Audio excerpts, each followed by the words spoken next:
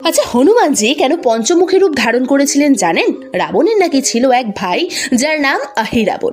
তিনি ছিলেন পাতালবাসী, তন্ত্রবিদ্যা ও মায়াজালে তিনি ছিলেন পারদর্শী। রামের সাথে যুদ্ধ করতে করতে রাবণ যখন বুঝতে পারেন যে তার পরাজয় নিশ্চিত, ঠিক তখন তিনি ছুটে আসেন আহিরাবণের কাছে, তাকে সমস্ত কিছু বলে তার কাছে সাহায্য চান। সে তখন তার মায়াজালে সকলকে ঘুম পাড়িয়ে রাম ও লক্ষ্মণকে অপহরণ করে পাতালে নিয়ে যায়। খানিকক্ষণ বাদে বিভীষণের যখন জ্ঞান ফেরে, তখন সে সবটা বুঝতে পেরে হনুমানকে সবকিছু বলে। হনুমান তখন তার কথায় রাম ও লক্ষ্মণকে উদ্ধার করতে পাতালে চলে যায়, কিন্তু সেখানে গিয়ে জানতে পারেন যে তাকে মারা অত সহজ না, কারণ আহিরাবণ মা ভবানীর বর প্রাপ্ত ছিলেন। তার 5 দিশায় জ্বলছিল 5 প্রদীপ, একসঙ্গে যখন সেই প্রদীপ নিভে যাবে তখনই নাকি তার মৃত্যু হবে।